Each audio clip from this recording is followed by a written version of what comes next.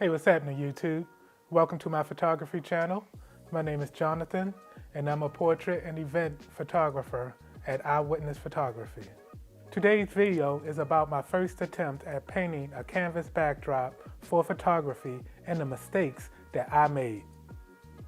If you're like me, you're seeing plenty of other tutorials on YouTube and figured, hey, that looks like an interesting project.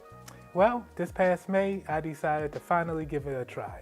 And in this video, you'll see my progress and the 5 mistakes that I made. At the end, I'll go over each one so that you don't have to do it.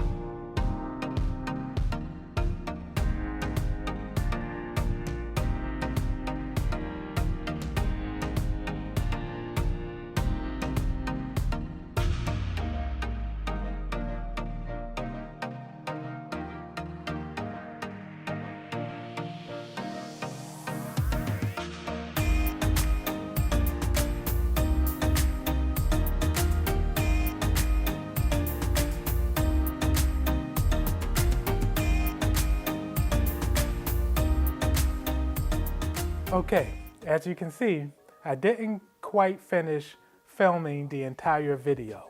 So let's jump right into what I've learned. Lesson learned number 1. My biggest mistake was I didn't have a plan. I grabbed whatever paint that I had left over in the basement and I went to town. Yeah, I know all about color theory, but hey, I was excited and I just wanted to get to it. Lesson learned number 2. Invest in a steamer or take the time to iron out the canvas. Considering the material that I used was from Home Depot, and it really is a painter's backdrop, not necessarily made for painting, it came with a lot of wrinkles. So the process would have went a lot smoother had I actually taken the time to iron it out. It's not necessary, but it would have helped a lot. Lesson learned number 3. I didn't water my backdrop. I didn't water down the paint. In fact, I didn't water at all. So I was halfway through the process before I figured out that, yeah, I probably should add water. Lesson learned number 4. Don't do this on a hot day. Unless you're in an air-conditioned building. Lesson learned number 4. Don't do this on a hot day.